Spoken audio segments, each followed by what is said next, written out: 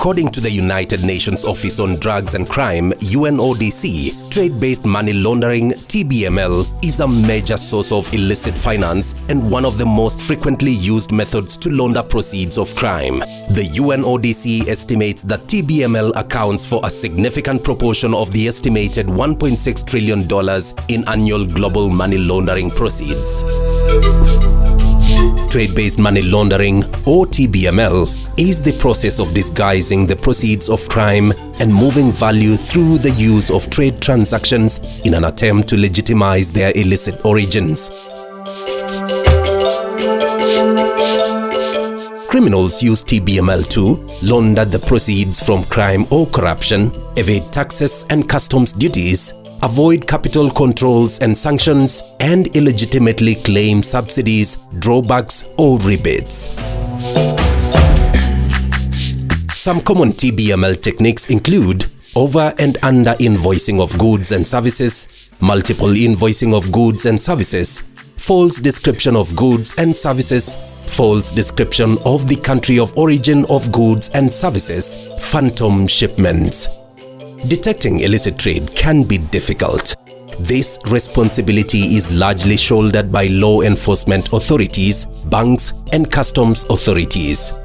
In a classic Kenyan example, some transactions in FinCEN files raised suspicions around coffee and ivory trade in 2020. 24 Kenyan financial institutions were named in the reports as either beneficiaries banks or banks through which suspicious payments were made. The payments were made to a Kenyan registered company known as SMS Limited by companies and individuals from countries such as the UAE, Nigeria, United Kingdom, the British Virgin Islands, and China. In the reports, the bank described SMS Limited as being in the pharmaceutical and medical products industry. However, the bank noted the companies sending the payments were in completely different lines of business, including commodities trading, vegetable oil production, and coffee exports. The COVID-19 pandemic brought to light some negative impacts of TBML, for example, rise in counterfeit goods, reduced domestic resource mobilization. As countries recover from the COVID-19 pandemic, curbing TBML will help improve domestic resource mobilization by increasing tax revenues, reducing counterfeit goods, and enhancing a good business environment.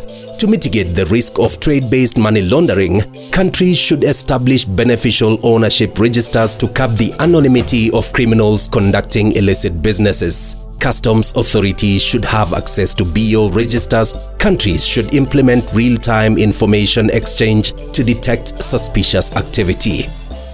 Banks should apply stringent customer due diligence measures. Countries should embrace the use of detailed trade-based money laundering risk assessments and use advanced IT systems to detect suspicious activity. Let's unite behind financial transparency to stop trade-based money laundering.